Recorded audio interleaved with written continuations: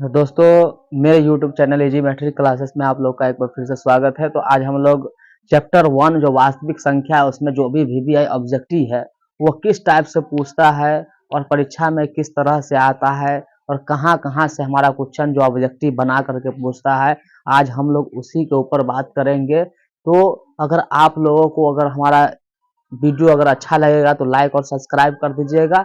इस चैप्टर वास्तविक संख्या से आपको जितने भी क्वेश्चन पूछने वाले हैं परीक्षा में वो सभी क्वेश्चन के ऊपर हम लोग बात करेंगे कि किस टाइप का क्वेश्चन आपको परीक्षा में वास्तविक संख्या से पूछता है।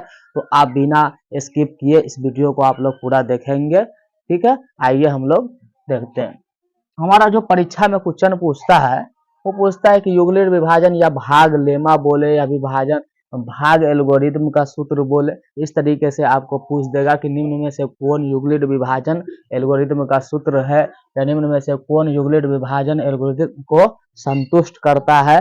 तो हमारा जो ये फार्मूला है ए बराबर बी क्यू प्लस आर, यही जो हो गया हमारा फार्मूला है। तो हमारा क्वेश्चन एक यहाँ से पूछ सकता है कि युगलित विभाजन या भाग लेमा या भाग एल्गोरिथम का क्या सूत्र है। तो एक क्वेश्चन हमारा यहाँ से पूछता है, ठीक है दोस्तों। दूसरा हमारा हो गया कि भाग एल्गोरिथम ए बराबर बी क्यू प्लस आर में बी क्या है या आर का है या क्यू क्या है ना। इस टाइप से आपको क्वेश्चन पूछ सकता है। भाग एल्गोरिथम में ए बराबर बी क्यू प्लस आर में, है ना, भाग एल्गोरिथम ए बराबर बी क्यू प्लस आर में बी क्या है या आर क्या है या क्यू क्या है। तो हम लोग पहले पढ़ चुके हैं कि ए बराबर बी क्यू प्लस आर, है ना। तो इसके बारे में जाने थे कि ए जो होता है हमारा उसको हम लोग क्या बोलते हैं, भाज्य। ए को क्या बोलते हैं, भाज्य, है ना। और बी जो होता है वो हमारा क्या होता है, भाजक, है ना। और जो क्यू होता है वो हमारा क्या होता है, भागफल, है ना। और जो आर होता है वो प्लस में हमारा क्या हो जाता है, शेष हो जाता है या शेषफल हो जाता है, ठीक है दोस्तों। तो आप लोग को अगर पूछ दे कि भाग एल्गोरिथम ए बराबर बी क्यू प्लस आर में बी क्या है, तो बी जो हमारा हो गया भाजक है। या क्यों पूछ दे कि क्यों क्या है, तो क्यों हमारा भागफल है। या पूछ दे कि आर क्या है, तो आर हमारा क्या है, शेषफल है। तो इस बात को आप लोग ध्यान रखेंगे, ठीक है। अब हम लोग आगे आते हैं, देखते हैं कि भाज्य ए और भाजक बी के लिए ए बराबर बी क्यू प्लस आर में आर के लिए कौन सत्य है। इस टाइप का क्वेश्चन हमको कई बार पूछा है। तो इसके लिए इस क्वेश्चन को हम लोग पहले देख लेते हैं, है ना। यहाँ से भी ऐसा क्वेश्चन बनाया जाता है जो भाग एल्गोरिथम से है, ठीक है।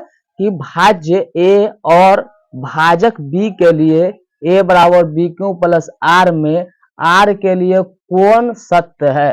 तो हम लोग पढ़े हुए हैं कि अगर देखिए पहला जो हमारा ऑप्शन ए है उसमें लिखा हुआ है कि 0 बड़ा और बराबर आर। तो ऐसा तो हमारा है, लेकिन आर से आर जो है हमारा वो बी जो है वो बड़ा और बराबर होगा आर के। तो ये कंडीशन हमारा यहाँ पे गलत है ना।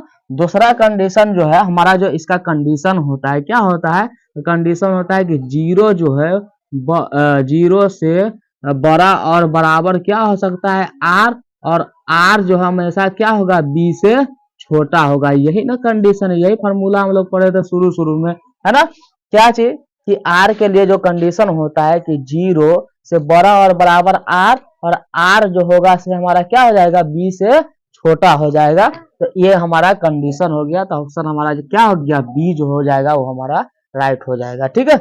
अब हम लोग क्या करेंगे 4 नंबर में कि भाज्य बराबर भाजक गुने भागफल प्लस शेष। इसमें से हमको कई बार तो क्वेश्चन पूछे हुआ है कि भाज्य का क्या सूत्र है ना, भाज्य बराबर क्या होता है, भाजक बराबर क्या होता है। इसमें से हमारा कोई एक मिसिंग रहेगा, है ना।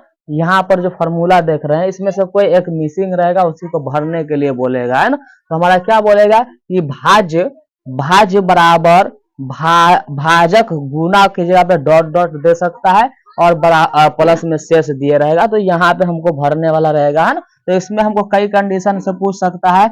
हमको पूछ सकता है क्या चीज कि भाजक बराबर क्या होगा। तो भाजक बराबर जो होगा वो क्या हो जाएगा, भाज्य माइनस में ही भागफल उधर चला जाएगा ना, तो क्या हो जाएगा भाज्य माइनस शेष, भाज्य माइनस शेष। और भाजक की बात कर रहा है, हमारा भाजक पूछ रहा है, तो गुना में हमारा भागफल है, भाजक पूछ रहा है तो गुना में हमारा भागफल जो है वो हमारा कहाँ चला जाएगा, इसके बट्टा में चला जाएगा भागफल, है ना। तो इस टाइप से आप लोग को क्या करेगा, क्वेश्चन पूछ सकता है ना। फिर आपको इसमें से पूछ सकता है कि भागफल, है ना, भागफल क्या हो सकता है हमारा भागफल। तो भागफल का अगर पूछ दे तो भागफल जो हो जाएगा हमारा फॉर्मूला भागफल, तो भागफल यही हो जाएगा भाज्य माइनस शेष, भाज्य माइनस शेष अबट्टा में हमारा क्या हो जाएगा भाजक। तो इस तरीके से आपको क्वेश्चन बना करके पूछ सकता है कि भाजक बराबर क्या है ना, या भागफल बराबर क्या है। और यहाँ पे तो हमारा ऑलरेडी भाज्य का फॉर्मूला दिया हुआ है, तो आपको यहाँ से भी क्वेश्चन बना करके पूछ सकता है। इसलिए आप लोग पूरा वीडियो को देखेंगे तो आपको ऐसा कोई क्वेश्चन नहीं होगा जो आपसे छूटेगा, है ना। तो आप लोग पहले देख ले कि क्वेश्चन हमको कहाँ से पूछ रहा है ना, किस तरीके से क्वेश्चन बनाता है एग्जाम में हमारा, है ना। क्योंकि हम लोग वही चैप्टर पढ़ते हैं, सब चीज पढ़ते हैं, हमारा छूट जाता है ना। तो इसको हम लोग सही से देखते नहीं, या सही से हम लोग नहीं पढ़ पाते हैं, जिसकी वजह से हमारा क्या हो जाता है, क्वेश्चन हमारा जो है मिस हो जाता है। तो आज हम लोग सही से पढ़ेंगे, देखेंगे कि किस तरीके से हमारे एग्जाम में क्वेश्चन पूछता है। या तो हमारा इस टाइप से पूछ सकता है, या ये पूछ सकता है, या इस टाइप से पूछ सकता है। यहाँ पर शेष भी पूछ सकता है, क्यों, शेष भी हमारा पूछ सकता है कि शेष इसका शेष क्या होगा, है ना। तो शेष का जो हमारा फॉर्मूला हो जाएगा क्या हो जाएगा, देखिए शेष का फॉर्मूला हो जाएगा हमारा, शेष जो अगर हम लोग निकालेंगे तो ये पूरा को उस साइड भेज देंगे, है ना, पूरा को उस साइड भेज देंगे तो क्या हो जाएगा हमारा भाज्य बराबर शेष का अगर हम लोग फॉर्मूला को देख लेंगे, इस शेष बराबर फॉर्मूला हमारा क्या हो जाएगा, तो इधर तो भाज्य ऑलरेडी है ही है, और माइनस में चला जाएगा क्या, भाजक गुने भागफल, भाजक गुने भागफल, ये हमारा क्या हो जाएगा माइनस में चला जाएगा। अगर हम लोग निकालेंगे कि शेष बराबर क्या होगा, तो शेष बराबर हमारा फॉर्मूला हो जाएगा भाज्य माइनस भाजक गुने भागफल, ये हमारा शेष का। तो शेष का हमको इस टाइप से फॉर्मूला पूछ सकता है कि शेष क्या होगा, तो शेष का हमारा फॉर्मूला ये हो गया, भागफल का ये हो गया, भाजक का ये हो गया, और सीधे भाज्य पूछे तो हमारा इस प्रकार से होगा, ठीक है। अब हम लोग आगे क्वेश्चन देखते हैं कि मौसा ए कॉमा बी और लसा ए कॉमा बी बराबर फॉर्मूला क्या होता है, तो ए कॉमा, है ना, ए कॉमा बी, ए गुने बी हो जाएगा। मौसा ए कॉमा बी और लसा ए कॉमा बी बराबर फॉर्मूला क्या होता है, तो ए गुने बी, है ना। क्योंकि हम लोग जो संख्या के जैसे कोई भी दो संख्या होता है, वो दोनों संख्या का अगर हम लोग मौसा निकालते हैं, तो मौसा निकालते हैं तो हमारा यही फॉर्मूला मौसा गुने लसा बराबर क्या होता है, दोनों संख्याओं का गुणनफल होता है कि नहीं। तो आप देखिए ये तो हमारा हो गया कि मौसा गुने लसा, मौसा गुने लसा, है ना, मौसा ए कमा बी गुने लसा ए कमा बी बराबर हो गया हमको ए गुने बी। अब यहाँ पर हमारा फॉर्मूला पूछ सकता है कि मौसा बराबर क्या फॉर्मूला है ना, हमको पूछ सकता है कि मौसा मौसा ए कमा बी बराबर क्या होगा, तो दोनों संख्या का गुना ए गुने बी, बट्टा में हो जाएगा हमारा लसा, है ना, बट्टा में लसा लसा ए कमा बी, इस तरीके से हमारा हो जाएगा, ठीक है।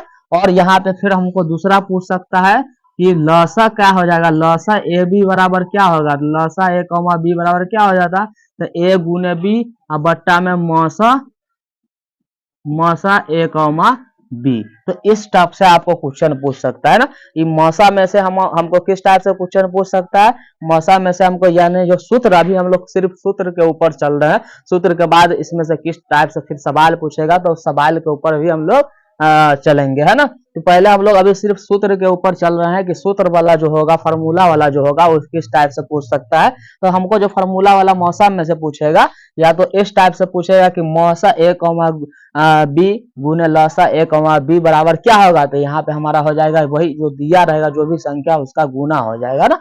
दूसरी बात, हम लोग अगर मौसा निकालेंगे, मौसा ए बी निकालते हैं, तो उसका फॉर्मूला हो जाता है ए गुने बी बट्टा में लसा ए बी, है ना। अगर लसा ए बी निकालते हैं तो हमारा हो जाता है ए गुने बी बट्टा में मौसा ए बी, है ना। तो इस टाइप से ये हमारा फॉर्मूला हो गया, इस टाइप से भी हमको पूछ सकता है परीक्षा में, ठीक है। अभी हम लोग सिर्फ फार्मूला के ऊपर चल रहा है, फार्मूला के बाद हम लोग इस पे क्वेश्चन जो भी पूछने वाला है उसको भी इसी वीडियो में हम लोग देखेंगे आगे। तो फिर हमारा जो आगे क्वेश्चन है कि शांत दशमलव के लिए शांत वाला में से किस तरीके से पूछता है ना। तो देखो जो शांत दशमलव के लिए जो हमारा फॉर्मूला होता है p/2 के ऊपर n गुने 5 के ऊपर m के रूप का होता है।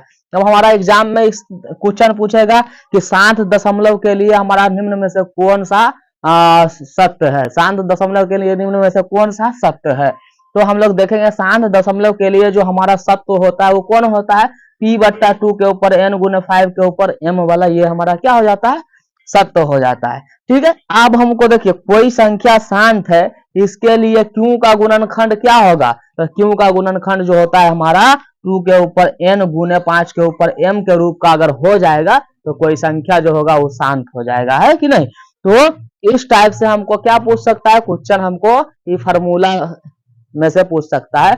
और भी हम लोग देखेंगे कि किस टाइप से पूछता है ना। तो देखिए कोई संख्या शांत है, इसके लिए q का जो गुणनखंड होगा वो क्या होगा, तो 2 के ऊपर n गुने 5 के ऊपर m के रूप का होगा, तभी वो कोई संख्या होगा जो शांत होगा, है ना।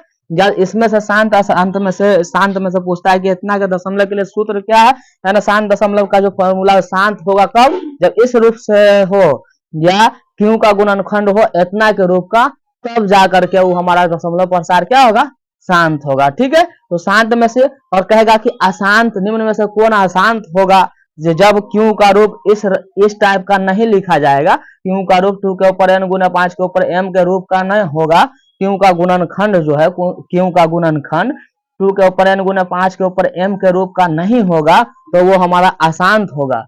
या इसको ही घुमाकर हमको पूछ सकता है कि क्या कोई अशांत दशमलव के लिए निम्न में से रूप नहीं, कौन सा रूप नहीं होगा, तो कौन सा रूप नहीं होगा, जो अशांत दशमलव होगा उसका रूप इस टाइप का नहीं होगा, है ना। तो हमको इस तरीके से फॉर्मूला में से हमको क्वेश्चन बना बना करके पूछता है। और भी हम लोग देखते हैं कि किस टाइप से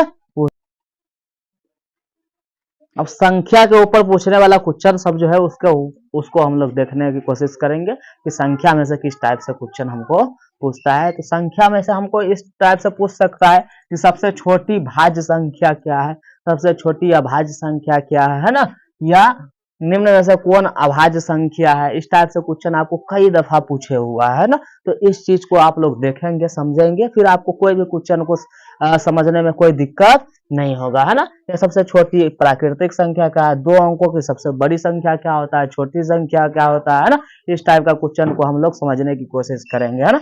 निम्न में से कौन दिक् अभाज्य संख्या है, कौन सह अभाज्य संख्या है, सहअभाज्य संख्या का मौसा क्या होता है, सहअभाज्य संख्या a, b का मौसा क्या होगा, या सहअभाज्य संख्या करके दिए रहेगा कोई भी 2 संख्या उसका मौसा क्या होगा, उसी सबको हम लोग आज देखेंगे। फिर जाकर के हम परिमेय संख्या, वास्तविक संख्या में से मौसा लसा कैसे निकलता है, शांत अशांत कैसे होता है, दशमलव प्रसार, है ना। इस टाइप के क्वेश्चन को देखेंगे। आपको एग्जाम में एक भी क्वेश्चन नहीं होगा जो छूटने वाला आपको, आप लोग पूरा वीडियो को सही से देखेंगे, किसी भी प्रकार का आपको कोई भी प्रॉब्लम नहीं होने वाला है, इसलिए आप लोग पूरे वीडियो को देखिएगा। और ये 2024 के लिए बहुत ही VVI क्वेश्चन सब है, इसलिए आप लोग इसको खूब अच्छे से देखिए।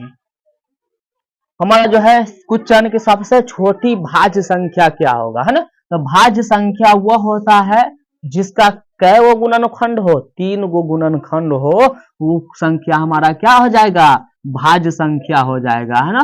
तो देखिए सबसे देखिए अगर हम लोग एक देख लेते हैं तो 1 का गुणनखंड तो हमारा होगा नहीं, है ना। फिर अगर हम 2 को करते हैं तो 2 को हम कर सकते हैं 2 से 1 मर्तबा, तो इसका गुणनखंड कै गो, 2 गो, है ना। फिर हम लोग 3 को देखते हैं तो 3 से 1 मर्तबा, तो इसका गुणनखंड कै गो, 2 गो, है ना। तो जिसका 2 गो गुणनखंड होगा वो संख्या हमारा क्या होगा, अभाज्य होगा, और जिसका 3 गो कम से कम गुणनखंड होगा वो संख्या भाज्य होगा। तो सबसे छोटी भाज्य संख्या हमारा क्या हो गया, 4 हो जाएगा। क्यों, क्योंकि 4 का अगर हम लोग गुणनखंड करते हैं 2 गुने 2 गुने 2 से 1 मर्तबा, तो 1 2 3, 3 गो गुणनखंड हो गया, इसीलिए 4 हमारा जो है वो सबसे छोटी भाज्य संख्या है, इससे छोटी भाज्य संख्या नहीं होता है। सबसे छोटी भाज्य संख्या हमारा क्या हो गया, 4 हो गया। ठीक है, अब हम लोग आगे देखेंगे कि सबसे छोटी अभाज्य संख्या क्या होगा। तो सबसे छोटे हम बोले क्या कि जिस संख्या का 2 फैक्टर हो उसको हम लोग क्या कहेंगे, है ना, अभाज्य संख्या होगा, है ना। जिस संख्या का केवल 2 ही फैक्टर हो उसको हम लोग अभाज्य संख्या बोलेंगे, है ना। क्या देखिए, जैसे 2 जो हो गया हमारा सबसे छोटी अभाज्य संख्या हो गया। क्या, एक को हम लोग नहीं लेंगे, एक को लेना नहीं है ना। एक में हमारा क्या गुणनखंड होगा, एक को तो हम तोड़ेंगे नहीं, 2 को हम लोग तोड़ते हैं तो 2 को हम लोग 2 से तोड़ेंगे तो एक दफा में। तो सबसे छोटी अभाज्य संख्या जो हो गया वो हमारा क्या हो जाएगा, 2 हो जाएगा। दोस्तों सबसे छोटी अभाज्य संख्या है। ठीक है, अब हम लोग आते हैं कि निम्न में से कौन अभाज्य संख्या है। तो अभी हम लोग डिस्कस किए हैं कि जिन संख्याओं का फैक्टर 2 होगा, 2 गो फैक्टर होगा, है ना, जिसका गुणनखंड 2 गो हो, केवल और केवल 2 ही गुणनखंड हो, उसका, है ना, उसको उसी संख्या को हम लोग अभाज्य संख्या कहते हैं। जैसे 2 हो गया, है ना, 2 ले सकते हैं, 3 ले सकते हैं, 5 ले सकते हैं, 7 ले सकते हैं, है ना, 11, 13, 17, 19, ये सब संख्या क्या है हमारा, 23, ये सब संख्या हमारा जो हो गया वो हमारा अभाज्य संख्या होगा। क्यों, क्योंकि इन संख्याओं का फैक्टर कैगो होता है, गुणनखंड 2 गो होता है। इसीलिए हम लोग क्या कहेंगे, जिन संख्याओं का फैक्टर 2 हो या जो संख्या एक और अपने के अलावा और किसी से न कटे, वही संख्या को हम लोग अभाज्य संख्या कहेंगे। ठीक है, अब हो गया सबसे छोटी प्राकृतिक संख्या कौन है ना। अच्छा, ऊपर हम लोग देखेंगे कि देखिए एग्जाम्पल के तौर पे अगर हम लोग 19 को अगर तोड़ भी लेते हैं तो 19 को हम लोग कैसे तोड़ेंगे, 19 से तोड़ेंगे कै दफा में, एक दफा में। तो 19 से काय 19, तो इसका कै गो गुणनखंड हो गया, कै गो गुणनखंड हो गया, 19 से तोड़े हैं तो 19 से 19 को तोड़ेंगे तो एक दफा में टूटेगा, इसका 2 ही गुणनखंड है, इसीलिए यह हमारा अभाज्य संख्या है ना। अब सबसे छोटी प्राकृतिक संख्या कौन होता है, तो दोस्तों प्राकृतिक संख्या जो है से 1 से शुरू होती है ना।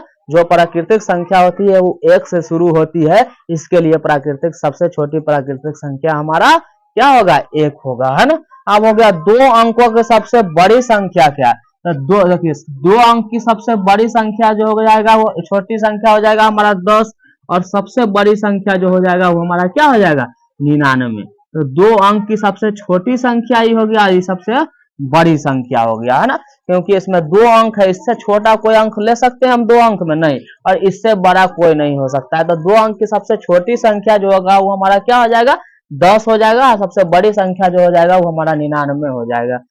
हम निम्न में से कौन सह अभाज्य संख्या है, तो कहने का मतलब यह सह अभाज्य संख्या वो संख्या होता है जिन 2 संख्या को अगर हम ले ले और उसका मौसा निकाले, अगर मौसा हमारे पास अगर 1 आ गया तो वही संख्या को हम लोग कहेंगे सह अभाज्य संख्या।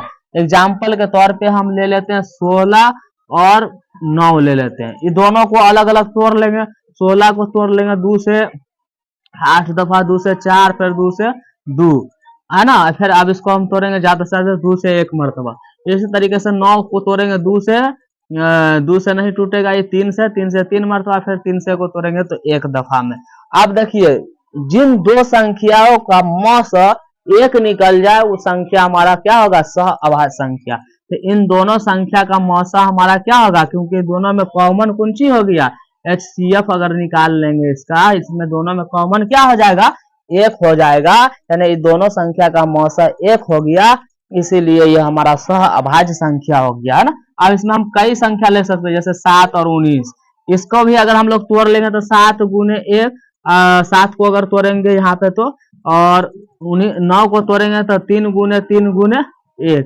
अब दोनों का HCF अगर हम लोग निकाल लें तो कितना आ जाएगा, कॉमन 1। तो जिसका HCF 1 हो जाएगा, कोई भी संख्या हो जिसका HCF कोई भी 2 संख्या, ऐसा कोई भी 2 संख्या जिसका HCF 1 हो, केवल और केवल 1 हो, तो उसी को हम लोग क्या कहेंगे, सह अभाज्य संख्या। कई दफा हमारे परीक्षा में एग्जाम में पूछे हुआ है कुछ कि, है ना, कि निम्न में से कौन सह अभाज्य संख्या है, निम्न में से कौन सह अभाज्य संख्या है। तो जिन 2 संख्या को लिया जाए उसका HCF निकाला जाए, और उसका HCF निकालने के बाद केवल HCF 1 हो, तो ऐसा संख्या को ही हम लोग क्या कहेंगे, सह अभाज्य संख्या कहेंगे, है ना। अब हम लोग आगे बढ़ते हैं, ये सब हो गया हमारा, है ना। अब हम लोग आगे बढ़ते हैं कि निम्न में से कौन दिक अभाज्य संख्या है। तो हम लोग सब पीछे पड़े हुए हैं, है ना। अब यहाँ पे ऑब्जेक्टिव में आ जाएगा हमको कि निम्न में से कौन सह अभाज्य संख्या है। तो दोस्तों जिन दो प्राइम नंबर यानी जिन दो अभाज्य संख्याओं का अंतर 2 हो, जिन दो अभाज्य संख्या, ऐसा संख्या लेना है हमको जो दोनों अभाज्य हो और दोनों का अंतर 2 हो, तो ऐसी संख्या को हम लोग क्या कहेंगे, दिक अभाज्य संख्या। अब ऐसी संख्या सबको खोजते हैं, है ना। तो आप देखिए हमारा 11 और 13, देखिए ये दोनों संख्या अभाज्य है कि नहीं है, और दोनों संख्या अभाज्य है, दोनों का अंतर करेंगे तो कितना हो जाएगा, 2 आ जाएगा कि नहीं दोनों का अंतर। तो ऐसा संख्या जो दोनों संख्या अभाज्य हो और दोनों का अंतर करे तो कितना आ जाए, 2। ये दोनों का अंतर करेंगे तो कितना, 2। दोनों संख्या अभाज्य है कि नहीं है बिल्कुल है। तो ऐसा संख्या जो दोनों संख्या अभाज्य हो और दोनों का अंतर कितना हो, 2। आप देखिए जैसे हम लोग ले सकते हैं 29,31, दोनों संख्या अभाज्य है लेकिन दोनों का अंतर करेंगे तो कितना आ जाएगा, 2। तो ऐसा सभी संख्या जिसका अंतर करने पर, जिन दो संख्याओं का अंतर 2 हो और दोनों संख्या अभाज्य हो। अब देखिए कोई आदमी अगर सोच लेगा कि हम लोग 7 ले लेते हैं, एगो 9 ले लेते हैं, दोनों का अंतर तो कितना है, 2 है, ये है, तो ये भी अभाज्य होगा, तो नहीं। क्यों नहीं, क्योंकि इसमें 9 जो है वो हमारा भाज्य संख्या है। 9 क्या है, भाज्य संख्या, तो भाज्य को लेना नहीं है। ऐसा संख्या लेना है जो दोनों अभाज्य हो, है ना। जब दोनों अभाज्य संख्या हो और उसका अंतर 2 हो, तब हम समझेंगे कि वह संख्या, है ना, दिक अभाज्य संख्या है। अब हमारा अगला क्वेश्चन है कि सह अभाज्य संख्या का मौसा क्या होता है। तो अभी हम लोग समझे हैं कि सह अभाज्य संख्या जो होता है का मौसा हमेशा क्या होगा, हमारा 1 होगा। सह अभाज्य संख्या जो भी होगा उसका मौसा 1 होगा। अभी ऊपर हम लोग देखेंगे 16 9 को तोड़ लिए तो हमारा एचसीएफ कितना निकल गया, 1। तो जिसका एचसीएफ 1 हो वो सह अभाज्य संख्या। तो सह अभाज्य संख्या का मौसा हमारा 1 होता है। कई बार एग्जाम में पूछा हुआ है कि सह अभाज्य संख्या का मौसा क्या होता है। तो सह अभाज्य संख्या का मौसा हमारा हमेशा 1 होता है। अब दूसरा क्वेश्चन है कि सह अभाज्य संख्या a, b का मौसा क्या होगा। तो a, b का मतलब a और b के यहाँ पे कोई भी संख्या होगा तो उसका भी मौसा हमारा क्या हो जाएगा, 1 ही होगा। और दूसरा हम लोग ले लेते हैं कि सह अभाज्य संख्या जैसे 16, 9, इसका मौसा क्या हो जाएगा। तो सह अभाज्य संख्या अगर हम बोल दिए और उसके जगह पे कोई भी संख्या अगर हम लोग ले रहे हैं तो उसका मौसा हमेशा क्या आ जाएगा, 1 ही आ जाएगा, है ना। तो इस तीनों का आंसर जो है हमारा 1 ही होगा। इसका आंसर भी 1 होगा, इसका आंसर भी 1 होगा, है ना। तीनों का आंसर हमारा क्या हो जाएगा, ये तीनों का आंसर हमारा 1 ही हो जाएगा। सह अभाज्य संख्या का मौसा भी 1, सह अभाज्य संख्या a, b का मौसा भी 1, सह अभाज्य संख्या 16, 9 का मौसा भी क्या हो जाएगा, 1 हो जाएगा। अब हमारा लास्ट क्वेश्चन है इसमें, इसके बाद हम लोग फिर परिमेय संख्या और परिमेय संख्या जो भी संख्या होती है जिसमें परीक्षा के दृष्टि से पूछा जाता है उस सब संख्या को पहले देख लेंगे, है ना। उसको किस टाइप का क्वेश्चन है, कौन परिमेय संख्या है, कौन अपरिमेय संख्या है ना, कौन का दशमलव प्रसार शांत है, p/q के रूप में 0.3 को p/q के रूप में लिखे, इस टाइप का क्वेश्चन हमको दिया रहेगा, है ना। तो अब देखिए सबसे छोटी पूर्ण संख्या क्या है। तो सबसे छोटी पूर्ण संख्या जो होगा वो हमारा क्या होगा, 0 हो जाएगा। क्या, प्राकृतिक संख्या के समूह में 0 को जोड़ देने पे हमारा क्या हो जाता था, पूर्ण संख्या। तो सबसे छोटी पूर्ण संख्या जो होगा वो हमारा क्या हो जाएगा, 0 हो जाएगा। अब हम लोग देखते हैं जो किस टाइप से क्वेश्चन सब जो पूछता है उसको भी थोड़ा देख लेते। पिछले बीते कुछ सालों का जो क्वेश्चन देखते हैं तो हम लोग देख रहे हैं कि अक्सर जो हमारा क्वेश्चन पूछता है वो इस टाइप का होता है कि 10 और 15 का मौसा क्या है, या इतना इतना कोई भी दो संख्या दिया रहेगा उसका मौसा क्या है ना। तो हम लोग क्या करेंगे, सिंपली जो भी दो संख्या दिया रहेगा उसको तोड़ लेंगे। जैसे हमको यहाँ दिया हुआ है कि 10 है ना, तो 10 को तोड़ लेंगे हम लोग 2 से 5 मरतबा में। एगो दे दिया हुआ 15 दूसरा संख्या, तो 15 को हम लोग तोड़ेंगे 3 से टूटेगा ये 5 मरतबा में। अब हम देखेंगे कि इन दोनों संख्या में कॉमन क्या रहा है, एचसीएफ वही हो जाएगा। तो दोनों संख्या में जो हम देख रहे हैं कि ऐसा चीज देखिए तोड़ने के बाद जो दोनों में मिल जाए तो ऐसा क्या मिल रहा है, तो में केवल 5 मिल रहा है। 5 के अलावा और कुछ मिलता है तो हम दोनों में से वो भी लेते कॉमन है। तो सिर्फ हमको क्या मिल रहा है, 5। तो 10 और 15 का मौसा हमारा क्या हो गया, 5 हो गया दोस्तों। इस तरीके से 6, 16 का मौसा निकालने के लिए कहेगा ना, तो 6 को भी हम लोग तोड़ लेंगे ऐसे 2 से 3 मरतबा में। और 20 जो है 20 का 20 को भी तोड़ेंगे 2 से 10 मरतबा में, फिर 2 से इसको 5 मरतबा में, है ना। तो आप देखिए ये दोनों में कॉमन क्या आ रहा है, दोनों में केवल केवल कौन सी कॉमन आ रहा है, 2 और 2, है ना। 2 इसमें भी 2 इसमें भी, है ना।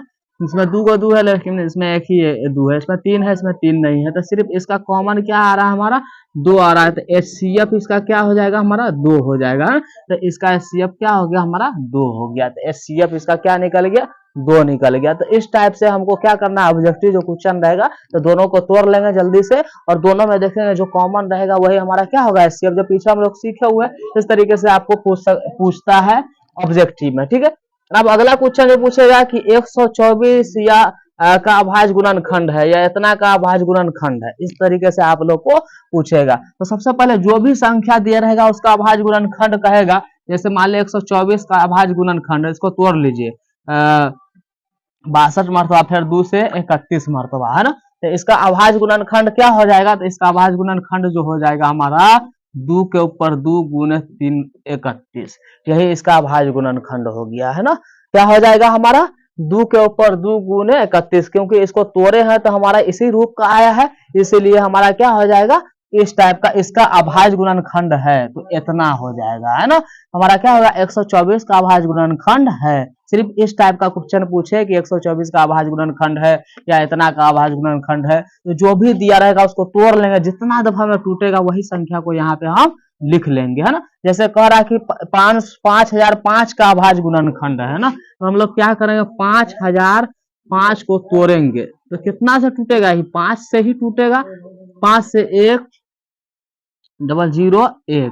इसके अलावा इसको और देखिए क्या चीज से तोड़ सकते हैं हम लोग, 5 से अगर हम लोग तोड़ते हैं तो नहीं टूटेगा, 7 से तोड़ते हैं तो 7 कहीं 7 3 7 8 56 नहीं कटेगा, है ना, फिर भी नहीं कटेगा।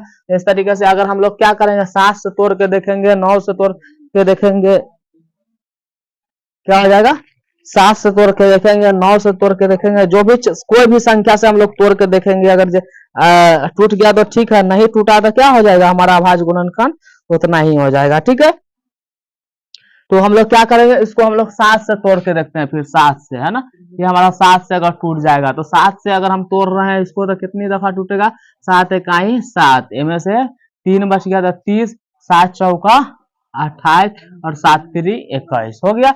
अब हम लोग इसको तोड़ेंगे, कितना दफा टूटेगा 11 से कितना दफा में टूटेगा, ये 13 दफा में। तो अब देखिए इसका कोई स्क्वायर वगैरह कुछ हो रहा है क्या, नहीं हो रहा है। तो इसका जो इतना का जो अभाज्य गुणनखंड होगा वो हमारा क्या हो जाएगा, तो जो इसको तोड़ के लाए हैं वही संख्या हो जाएगा 5 गुने 7 गुने 11 गुने 13, है ना।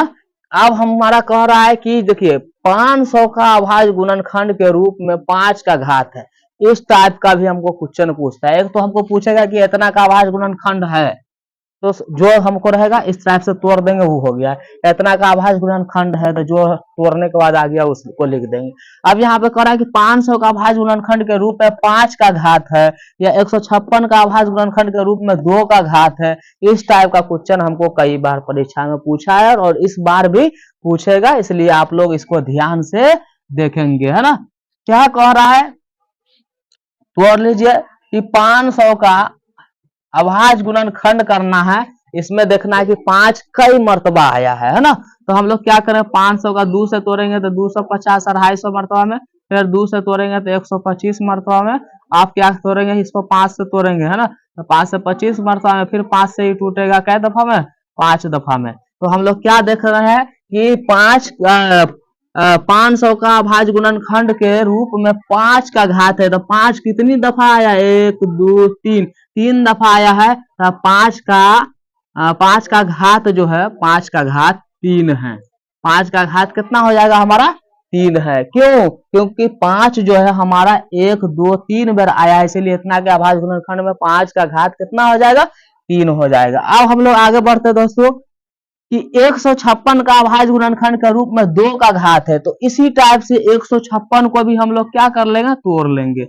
156 को हम लोग अगर तोड़ते हैं तो 2 से ही टूटेगा, कितना मरता 2 अट्ठे 2 सत्ते 14 2 अट्ठे 16, है ना। फिर 2 से 2 तिहाई 6 2 नमा 18, फिर 3 से तोड़ेंगे तो 13 मरतबा में, है ना।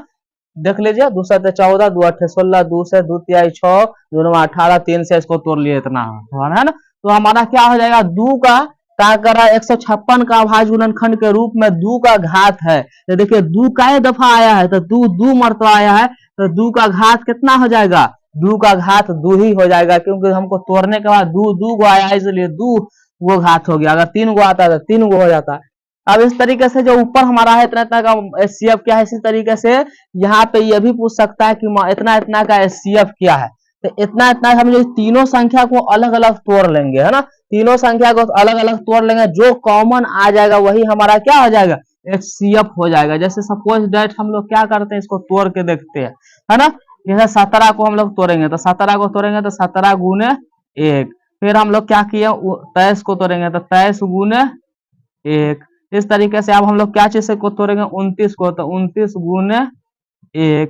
अब इस सब में कॉमन क्या आ रहा है, 1, तो इसीलिए इसका एचसीएफ हमारा क्या हो गया, 1। तो 3 गो वाला भी देखेंगे, अगर जो कॉमन आ जाएगा हमको हाई, है ना, वही हमको क्या हो जाएगा, एचसीएफ हो जाएगा। 3 गो वाला भी अगर दिए रहे तो उसको तोड़ लेना है, जो भी कॉमन आ जाएगा वही हमारा क्या हो जाएगा, एचसीएफ हो जाएगा। अब कह रहा है दो संख्या हो ए और 18 का मौसा 12 और लौसा 3 हो, तो ए का मान क्या होगा। इस टाइप का क्वेश्चन भी हमको कई बार परीक्षा में पूछे हुआ है, इसके लिए आप लोग इसको सही से देखेंगे, है ना। क्या लिखा हुआ कि दो संख्याओं ए और 18 का मौसा 12 और लौसा 3 हो, तो ए का मान होगा। तो दो संख्या है, पहला संख्या दूसरा संख्या, पहला संख्या मालूम है, दूसरा संख्या मालूम है, लेकिन पहला संख्या हमको मालूम नहीं है। तो पहला संख्या जो होता है, पहला संख्या उसका फॉर्मूला क्या होता है कि दोनों संख्या ये मौसा गुने लसा, मौसा गुने लसा, अब बट्टा में दूसरा संख्या जो दिए रहेगा वो क्या फॉर्मूला है, पहली संख्या का मौसा गुने लसा बट्टा में दूसरी संख्या, यह ना फॉर्मूला है। तो देखिए मौसा हमारा 12 और लसा हमारा 3, और पहली संख्या हमको निकालना है, तो पहली संख्या जो न मालूम उसको ए रखे, और इसका दूसरा संख्या मालूम है 18। अगर मान लीजिए यहाँ पे दूसरा संख्या मालूम नहीं रहता तो क्या करते हैं, यहाँ पे दूसरा संख्या यहाँ पे बी रहता तो बी को बी मानते, यहाँ पे ए रहता है इसको ए मानते, तो हम फिर क्या करते हैं, ये दोनों संख्या जो मौसा लौसा दिया हुआ उसको गुना करते हैं, बट्टा में जो संख्या मालूम है वो संख्या को रखेंगे, फिर काट करके हम लोग देखेंगे। जैसे देखिए 12 तिहाई कितना हो गया हमारा 36, बट्टा में 18, इसको काट दिए तो हमारा क्या आ गया, पहली संख्या जो हो गया हमारा कितना आ गया, 2 आ गया। तो इस टाइप का भी क्वेश्चन हमारे एग्जाम में कई दफा पूछे हुआ है ना, कि दो संख्याओं में एक संख्या दिया है, मौसा लसा भी दिया है, तो उसका बोला पहली संख्या निकालिए या दूसरी संख्या निकालिए, है ना। अब अगला क्वेश्चन हमारा है कि दो संख्याओं 12 और इतना का मौसा 4, तो लौसा निकाले, है ना। अब देखिए अब दो संख्या हमको दिए हुआ है और उसका मौसा भी दिया हुआ है, तो लौसा निकाले। तो हमारे लौसा का फॉर्मूला क्या हो जाता है, लौसा का फॉर्मूला हो जाता है दोनों संख्या का गुना अब बट्टा में मौसा, मौसा कितना 4, लौसा बराबर यही फॉर्मूला ना होता है कि दोनों जो भी संख्या दिया रहेगा उसका गुना बट्टा में जो मौसा रहेगा वो मौसा डाल देंगे, या मौसा निकालना रहेगा तो दोनों संख्या का गुना बट्टा में जो लौसा रहेगा उसको डाल देंगे। इसके बाद हम क्या करेंगे, इससे जो कटने वाला रहेगा उसको काट देंगे। तो देखिए इस 4 से इसको काट देंगे, कै दफा में कटेगा 10 मरतबा में, 10 से 120 में गुना कर दिए, 10 से 20 में 12 में गुना कर दिए, तो क्या हो गया हमारा 120। इस तरीके से हमारा क्या हो गया, ये भी निकल गया। तो आप लोग चाहे इसको समझ गए, तो हम लोग फिर आगे बढ़ते हैं कि आगे और किस टाइप का क्वेश्चन पूछता है। ठीक है दोस्तों, चलिए अब जो हमको अगला क्वेश्चन पूछ सकता है वो इस टाइप से भी पूछ सकता है। हमको देखिए ये कह रहा है कि मौसा 20,6 बराबर अगर 2 हो तो लसा 20,6 क्या होगा, निकाले, है ना। तो इस टाइप का अगर क्वेश्चन होगा तो हम लोग क्या करते हैं, निकालने के लिए सीधे लिखते हैं कि लसा, क्योंकि हमको लसा 20,6 निकालना है, तो लसा 20,6 बराबर फॉर्मूला होता है कि जो दोनों संख्या है 20 और 6 है वो दोनों को गुना कर देंगे और जो मौसा होगा उसको बट्टा में डाल दीजिए, है ना। अब ये 2 से इसको काट दिए 3 मरतबा में, अभी दोनों को गुना कर दीजिए तब 20 तिहाई 60, यही आंसर हो गया। तो इस टाइप का भी क्वेश्चन आपको परीक्षा में एग्जाम में पूछ सकता है, ऑब्जेक्टिव में भी और सब्जेक्टिव में भी। ठीक है,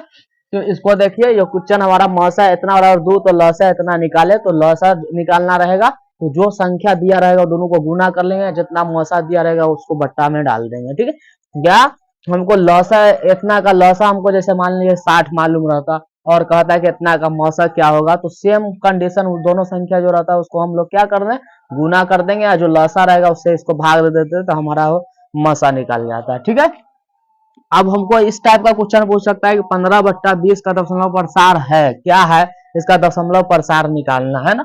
तो 15 सिंपल आप भाग दे करके भी इसको बना सकते हैं। जैसे मान लीजिए 15 में हमको 20 से भाग देना है, तो 20 से हम लोग भाग देंगे, यहाँ पे नहीं कटेगा तो पॉइंट देंगे, यहाँ पे आ जाएगा हमारा 0, है ना। 20 सत्ते 140, यहाँ पे 0.20 सत्ते 140, घटाएंगे तो हमारा कितना हो गया 10, और वही पॉइंट पे 0 और 20 पंचे 100, है ना। तो इस तरीके का क्वेश्चन हमसे क्या करता है, पूछता है परीक्षा में कि इतना का दशमलव प्रसार क्या होगा, तो हमारा इतना का दशमलव प्रसार कितना हो गया, यानी 0.75 हो गया, निकल गया। तो ऐसा कभी कभी इस तरीके से दशमलव प्रसार वाला भी क्वेश्चन हमको पूछ देता है। दूसरा कि 0.36 को p/q के रूप में बदले।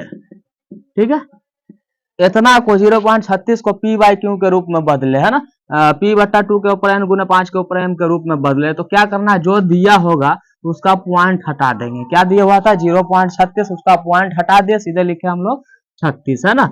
और क्या लिखेंगे, पॉइंट के बाद इधर कै गो अंक है, तो पॉइंट के बाद 1 2 गो अंक है, तो 1 पे 2 गो 0 दे दीजिए, है ना। अब क्या कर लेना है अपने को, ऊपर वाला अगर टूटने वाला होता है तो तोड़ लीजिए, है ना।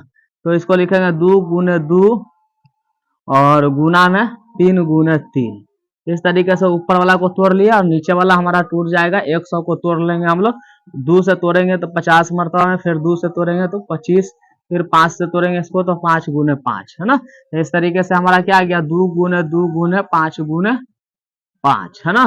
तब देखिए 2 गो 0 है, 2 गो 2 है, तो 2 गो 2 ऊपर भी है, दोनों कट गया, है ना। अब आ गया हमारा क्या 3 9 बट्टा में ही आ गया 2 5 कै गो है, 2 गो है, इसमें 2 नहीं है, तो 2 के ऊपर हम अपने मन से क्या देंगे 0, जो हम पीछे पढ़ चुके हैं ऑलरेडी। और 5 कै गो है 2 गो, तो 5 के ऊपर 2, इसी को हम लोग लिख लिए p/2 के ऊपर n गुने 5 के ऊपर m, जहां n का मान 0 और m का मान क्या हो गया 2 हो गया। तो इस टाइप का क्वेश्चन भी आपको पूछ देगा कि 0.36 को p/2 के ऊपर n गुने 5 के ऊपर m के रूप में बदले, तो हम लोग इसको इस टाइप से बदलेंगे, है ना। इस टाइप से और क्वेश्चन भी आप लोग को पूछ सकता है, तो हम आपको बता देते हैं कि किस टाइप का क्वेश्चन आपको एग्जाम में पूछता है। ठीक है, अब जो हमारा क्वेश्चन है वो बहुत ही इम्पोर्टेंट है परीक्षा की दृष्टि से, क्योंकि हर एग्जाम में एक न एक क्वेश्चन तो इस टाइप का रहता ही है, तो आप लोग इसको सही से देखिएगा, है ना। क्वेश्चन हमारा कह रहा है कि जैसे रहेगा 0.6, इसके ऊपर ऐसे बार लगा रहेगा, है ना। अभी बार का मतलब क्या होता है, जैसे मान लीजिए 0.6 ये, है ना, इस तरीके से जाता रहता है। तो हम लोग क्या कहते हैं अपने अपने भाषा में जो कहते हैं इसको कि 0.6 जो है बार बार आ रहा है ना, कहते हैं ना। तो वही इसका मतलब ये हुआ कि 0.6 का मतलब इसको रोक दिए, है ना। इतना को रोकने के लिए, ये सब जो जा रहा है बार बार जा रहा है, उसको रोकने के लिए इसके ऊपर बार लगाया जाता है ना। तो हमारा जो क्वेश्चन है कि 0.6 के ऊपर बार को परिमेय संख्या के रूप में व्यक्त करें, परिमेय संख्या के रूप में व्यक्त करें, है ना। या कहेगा 0.6 को p/q के रूप में व्यक्त करें, 0.6 को p/q के रूप में व्यक्त करें, इस तरीके से आपको पूछ सकता है। 0.6 को परिमेय संख्या के रूप में व्यक्त करें या 0.6 को p/q के रूप में व्यक्त करें, इस तरीके का क्वेश्चन आपको एग्जाम में अक्सर एक न एक आपके हर एग्जाम में पूछेगा। और इस साल भी ऑब्जेक्टिव में भी पूछ सकता है, सब्जेक्टिव में, है ना। तो सब्जेक्टिव में किस तरीके से है हम लोग पढ़ा चुके हैं उसको पहले से, और अगर आप लोग को नहीं मिलेगा तो हम फिर से एक बार बता देंगे, आप लोग को समझ में आ जाएगा। लेकिन इस तरीके का क्वेश्चन जो ऑब्जेक्टिव में पूछता है उसको हम लोग आसान ट्रिक के जरिए उसको समझने की कोशिश करेंगे, है ना। तो इस टाइप का जो भी क्वेश्चन है 0.6, इसको हम लोग क्या करेंगे, जैसे 0.6 के ऊपर इस तरीके से बार लगा हुआ है ना, तो अब हम लोग क्या करेंगे, इसको इसको हटा देंगे, बार को हटा लेंगे और कितना अंक के ऊपर बार लगा हुआ है तो एक अंक के ऊपर, तो एक वो 9 दे देंगे, बस हो गया है ना। अब इसको छोटा कर लीजिए, अगर कटने वाला हो तो 2 से ऊपर वाला कट जाएगा 3 मरतबा, 2 से नीचे वाला कट सॉरी 3 से काटेंगे तो 2 मरतबा, नीचे वाला 3 से कट जाएगा 2 मरतबा, है ना। तो ये हमारा बन गया। अगर 0.1 रहेगा तो उसको इस टाइप से बना लेंगे। अगर दूसरा क्वेश्चन हम लोग देखते हैं कि इसी में अगर ये हो गया दूसरा, इसी में अगर इस टाइप से पूछ ले कि 0.36 0.36 उसके ऊपर इस तरीके का बार लगा हो, है ना, तो हम लोग क्या करेंगे, इसको इस टाइप से कर लेंगे। किस टाइप से, तो देखिए सबसे पहले क्या करना है, अपने को इसको हटा देना है ना, बाहर जो लगा हुआ उसको हटा देना। कै गो अंक के ऊपर लगा हुआ था, 2 गो के ऊपर, तो 2 गो 9 दे देना है ना। आप देखिए ये अगर छोटा होने वाला होगा तो इसको हम लोग क्या कर लेंगे, छोटा कर लेंगे काट करके, है ना।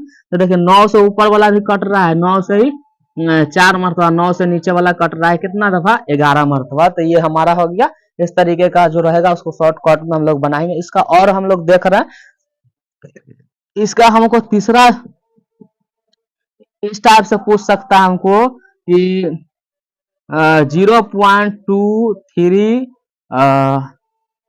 अब ये एक के ऊपर बार लगा रहेगा, ये दूसरा के ऊपर बार लगा नहीं रहेगा। तब इसको क्या करेंगे हम लोग, तो देखिए क्या करना है हमको कि जिसके ऊपर बार लगा रहेगा उतना हम, जितना अंक के ऊपर बार लगा रहेगा उतना हम लोग क्या करेंगे, इसके ऊपर 9 बैठाएंगे, बट्टा में 9 देंगे, ठीक है।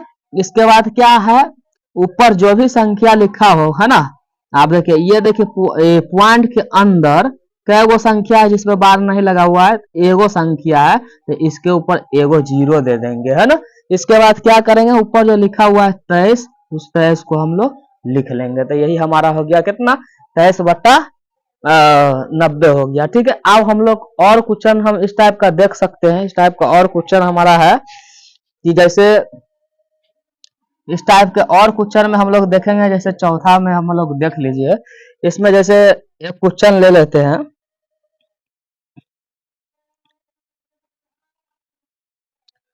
ठीक है। एक क्वेश्चन हम लोग ले लेते हैं, जैसे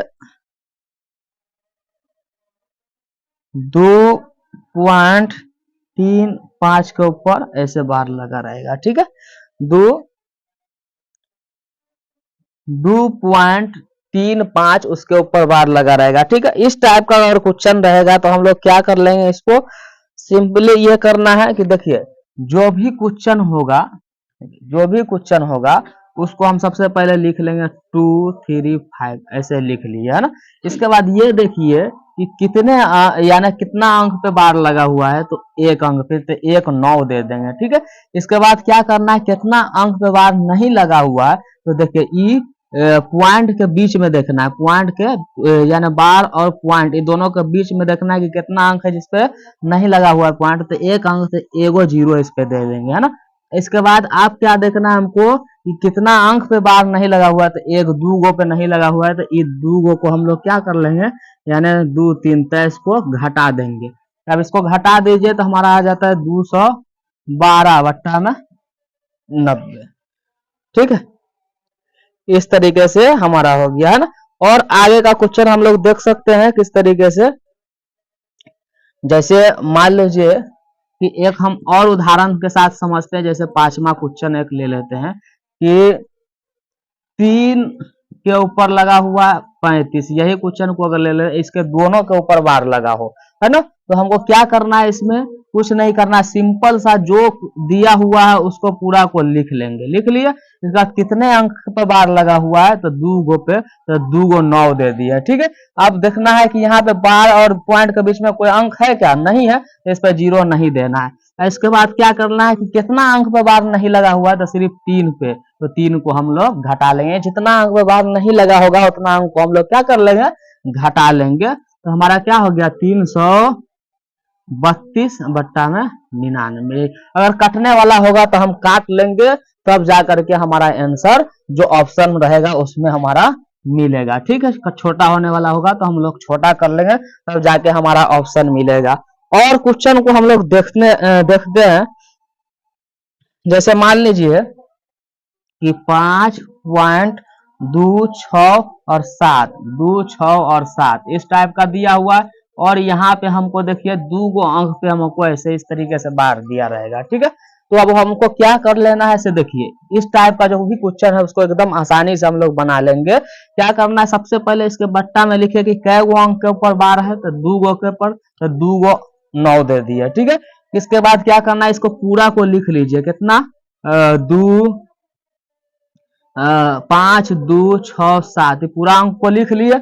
लिखने के बाद अब हमको करना क्या है, करना यह है कि देखिए कि ये जो बार है ऊ और ये हमारा जो पॉइंट है, ये दोनों के बीच में देख लेंगे कै वो अंक है, तो एक अंक, अगर 2 गो रहता है तो 2 गो अंक है ना, तो एक अंक है तो एगो यहाँ पे 0 दे देंगे। इसके बाद देखना ये बार और यहाँ तक ले में कितना अंक है जिस पर नहीं लगा हुआ है बार, तो हमारा कितना अंक है, 2 गो अंक है जिस पर नहीं लगा हुआ है ना, तो 5 और 2 इस पर नहीं लगा हुआ है, तो उसको हम लोग क्या करेंगे, घटा लेंगे, है ना। तो इसको हम लोग घटा लिए। आप देखिए घटा करके कितना हो जाता है, तो 7 में से 2 गया तो 5 और 6 में से 5 गया तो 1 और 2 5, इतना बट्टा में हमारा कितना हो गया, 9 9 0। अगर कटने वाला होगा तो हम लोग क्या करेंगे, काट लेंगे और तब जाकर के हमारा जो ऑप्शन होगा उससे आंसर मिलेगा। तो इस टाइप का जो क्वेश्चन है उसको हम लोग इस टाइप से बना लेंगे। और अगर हम लोग आगे एग्जांपल देखते हैं कि अगर इस टाइप का क्वेश्चन हो, जैसे 2.123 3 इस टाइप का हो और एक अंक के ऊपर ऐसा बार लगा हो, ठीक है। इस टाइप का क्वेश्चन हो और एक अंक के ऊपर क्या लगा हो, बार लगा हो, तो हम क्या कर लेंगे, इसको सिंपली जो भी क्वेश्चन दिया होगा उसको हम इस टाइप से नीचे लिख लेंगे। कितना अंक के ऊपर बार लगा हुआ है, तो एगो पे तो 1 9 दे देंगे, ठीक है। इसके बाद क्या करना, ऊपर जो भी है पूरा को लिख दीजिए, 1 2 जो भी दिया हुआ है ऊपर उस सबको लिख लेंगे हम लोग, है ना। आप देखना है कि यहाँ से लेकर के यहाँ तक ले पॉइंट और भी बार दोनों के बीच में कै गो अंक है जिसपे बार नहीं लगा हुआ है, तो 2 गो, तो 2 गो 0 इस पे दे देंगे, ठीक है। इसके बाद आप पूरा देखना है कि कितना पे नहीं लगा हुआ है, तो कितना पे नहीं लगा हुआ है, 3 गो अंक पर, है ना, 2 1 2, इसको 200 इतना को घटा लेंगे। अब घटाने के बाद जितना आ जाएगा, घटाइए कितना आ रहा है, तो घटाते हैं हम लोग तो कितना आ जाता है, मान लीजिए इसको घटा करके लिखे तो हमारा कितना आ गया एक, एक बार एक, है ना, एक बाद एक पैंचा ले लिया, 11 में से तो 9 और 1 इतना हो गया। और बट्टा में हमारा कितना हो जाएगा, 9 डबल 0। कटने वाला होगा तो काट लेगा, नहीं कटने वाला होगा तो छोड़ देंगे। तो बार वाला जो होगा सवाल उसको हम लोग इस टाइप से हल कर लेंगे। तो देखिए एकदम आसानी से आप लोग को भी समझ में आया होगा। अब हम लोग जो चलेंगे वो होगा परिमेय संख्या, और परिमेय संख्या के बारे में जानेंगे। तो समझिए इसके इस चैप्टर का ऑब्जेक्ट परिमेय संख्या। परिमेय संख्या से हमको किस टाइप का क्वेश्चन पूछता है, परिमेय संख्या से हमको पूछता है कि निम्न में से कौन परिमेय संख्या है, निम्न में से कौन परिमेय संख्या है ना। तो परिमेय संख्या कौन है, तो देखिए जो भी जैसे जो भी संख्या जो रूट से बाहर निकल जाएगा वो संख्या को हम लोग परिमेय संख्या कहेंगे, है ना। जो संख्या जो रूट से बाहर निकल जाए वो परिमेय संख्या हो जाएगा, है ना। तो जैसे मान लो कि अगर हमको दे दिया रहेगा कि रूट के अंदर 16 क्या है, तो परिमेय संख्या है ना। रूट के अंदर 4 जो है क्या है, परिमेय संख्या। रूट के अंदर 9 क्या है, परिमेय संख्या। रूट के अंदर 16/9 क्या है, यह भी परिमेय संख्या है ना। फिर इस तरीके से हमको पूछ देगा, है ना, कि रूट के अंदर 100/64 क्या है, यह भी परिमेय संख्या है ना। अब क्या कर देगा, कभी कभी हमको पूछता है क्या बोलते हैं उसको कि 3.33 इसके ऊपर इस तरीके का बार लगा रहता है। तो जिसके ऊपर इस टाइप का लगा रहेगा वो सब कौन संख्या होगा, परिमेय संख्या। या कभी कभी ऐसे लिखे रहा 4.323 इस तरीके से करके लिख देगा, और 4 ऐसे लिख लीजिए, मान 1 2 3 4 5 इस तरीके से, और सबके ऊपर इस तरीके का बुनकर दिया रहेगा। तो इसका मतलब भी वही बात है कि यही संख्या बार बार रिपीट हो रहा है, बार बार रिपीट हो रहा है। तो जिसके ऊपर इस टाइप का लगा हो, जिस संख्या के ऊपर इस टाइप का लगा हो और इस टाइप का लगा हो, वो संख्या सब हमारा क्या हो जाएगा, परिमेय हो जाएगा। ध्यान से देखिए आप लोग को एक भी ऑब्जेक्टिव आपका छूटने वाला नहीं है ना। दूसरा बात कि परिमेय संख्या एक तो ऐसे पूछेगा कि परिमेय है कि नहीं, तो आप आंख मूंद कर लगाइए, अगर इस टाइप का लगा हो तो परिमेय हो जाएगा, या इस टाइप का दिया होगा तो वो भी हमारा क्या हो जाएगा, परिमेय हो जाएगा। या सीधे हमको लिख देगा 0.36 इसके ऊपर दोनों के ऊपर दे दिया जाएगा तो फिर भी समझिएगा कि ये परिमेय है, या 0.36 के ऊपर इस टाइप का भी दे दे तो समझ जाएगा कि ये परिमेय संख्या है ना। जिसके ऊपर इस तरीके का बुनका और जो ऊपर से कंजुगेट पार लगा दिया जाता है वो सब हमारा क्या हो जाता है, परिमेय संख्या हो जाता है कि नहीं। चलिए अब आगे इसमें और किस टाइप का पूछता है, इसमें हमको पूछेगा जैसे 5 माइनस रूट अंडर 2 और गुना दे करके 5 प्लस रूट अंडर 2, ये सब कौन संख्या है, तो परिमेय संख्या। ऐसा संख्या को भी हम लोग परिमेय संख्या बोलेंगे। कई बार इस टाइप से हमको पूछे हुआ है कि परिमेय है कि अपरिमेय, लोग इसको देखकर समझ जाता है कि अपरिमेय, लेकिन यह परिमेय है ना। इसको आप लोग ध्यान से देखेंगे क्योंकि इसको हम है ना a प्लस बी है माइनस बी कर लेंगे इस टाइप से, तो a का स्क्वायर घटाओ b का स्क्वायर हो जाता है ना। तो हमारा हो गया ये 5 का स्क्वायर 25 और 2 का स्क्वायर सीधे 4, तो घटा देंगे तो 21 हो गया। तो ये हमारा कौन संख्या, परिमेय संख्या है कि नहीं। तो इस तरीके से आपको पूछेगा है ना। फिर देखिए 22/7 जो है ये भी हमारा क्या है, परिमेय संख्या। कई मरतबा पूछे हुआ कि 22/7 क्या है, तो परिमेय संख्या है ना। तो इस परिमेय संख्या में से इस प्रकार से हमको पूछेगा है ना। फिर अब हम लोग देखेंगे, फिर एक और एग्जांपल लेते हैं। जैसे एक बार पूछे हुआ था कि 11 माइनस रूट अंदर 5 और गुना 11 प्लस रूट अंदर 5, यह कौन सा संख्या है, तो यह भी दोस्तों हमारा क्या हो गया, परिमेय संख्या है ना। तो इस तरह की जो भी संख्या होगी उसको हम लोग परिमेय संख्या कहेंगे। कभी कभी इस टाइप से पूछ देता है, जैसे रूट के अंदर 12 और बट्टा में हमारा क्या हो गया, रूट के अंदर 8, यह कौन सी संख्या है, तो इसको देख लेना है हमको है ना कि कौन सा संख्या है, इसको देख लेंगे है ना। तो रूट के अंदर 3, यह क्या है, परिमेय है कि अपरिमेय है। तो सबसे पहले इसको तोड़ लेंगे, 12 को तोड़ेंगे तो हम लोग 4 गुने रूट के अंदर 3 ऐसे लिख सकते हैं, 4 रूट अंदर 3 और रूट अंदर 3 है ना। तो 4 का जो वर्गमूल है वो हमारा टूट गया कितना, 2 और रूट के अंदर बच गया 3, बट्टा में कितना हमारा रूट अंदर 3, तो इससे ही कट गया, सीधे बच गया कितना, रूट अंदर 2, सीधे बच गया 2। तो इस टाइप का क्वेश्चन को भी हम लोग सही से देखेंगे कि क्या रूट तोड़ने के बाद नीचे वाला से कट जाता है कि नहीं कटता है ना। इसके बाद देखेंगे कि रूट के अंदर बचता है कि नहीं बचता, अगर बच गया तो अपरिमेय संख्या और नहीं बचा तो परिमेय संख्या, ठीक है। रूट के बाहर अगर आ गया तो परिमेय संख्या, जैसे हम लोग यहाँ देख लिए है ना। तो परिमेय और अपरिमेय में से आपको इस प्रकार से आपको क्वेश्चन पूछता है। अब हम लोग अपरिमेय में देखते हैं, अपरिमेय संख्या से आप लोग को पूछ देगा कि जैसे रूट के अंदर 3, रूट के अंदर 2 या पाई है ना, फिर 2 प्लस रूट के अंदर 2, 2 माइनस रूट के अंदर 3, इस तरीके का जो भी संख्या होगा, 4 रूट अंदर 2 है ना, 5 बट्टा रूट अंदर 3 है ना, या रूट अंदर 3/5, इस तरीके का कोई भी क्वेश्चन हो तो वो हमारा अपरिमेय संख्या होता है। देखिए इसका रूट नहीं टूटेगा, इसका रूट नहीं टूटेगा, पाई जो है हमारा क्या है, अपरिमेय संख्या है। देखिए किसी भी संख्या में कोई अपरिमेय संख्या है, परिमेय संख्या, अपरिमेय संख्या है। तो अगर परिमेय संख्या में अगर अपरिमेय संख्या को हम लोग जोड़ते हैं तो हमेशा क्या हो जाता है, अपरिमेय संख्या हो जाता है ना। या परिमेय में से अपरिमेय को घटाएंगे फिर भी अपरिमेय, परिमेय में अपरिमेय को गुना करते हैं फिर भी अपरिमेय, परिमेय में अपरिमेय से भाग दीजिए फिर भी अपरिमेय, या अपरिमेय में परिमेय से भाग दीजिए फिर भी अपरिमेय। या इस तरह से आपको पूछ सकता है 3 + 2 रूट अंदर 2, फिर भी क्या हो गया, ये हमारा अपरिमेय संख्या है, तो ये जुट गया तो ये भी अपरिमेय हो गया है ना। इस तरीके से 4 - 3 रूट अंदर 5, ये भी हमको पूछ सकता है अपरिमेय। उल्टा पुल्टा करके पूछ सकता है, जैसे 3 रूट अंदर 2 - 4, ये क्या है, ये भी अपरिमेय संख्या है। तो आपको इस टाइप से अपरिमेय संख्या के ऊपर क्वेश्चन पूछ सकता है कि क्या यह कौन सी संख्या है ना, तो अपरिमेय संख्या है ना। या पूछेगा निम्नलिखित में से कौन अपरिमेय संख्या है, तो आप समझ जाइए कि इस टाइप की जो संख्या रहेगा वो अपरिमेय संख्या है। तो हमको उसमें से ऑप्शन को छांट लेना है कि कौन सा अपरिमेय संख्या है, ठीक है दोस्तों।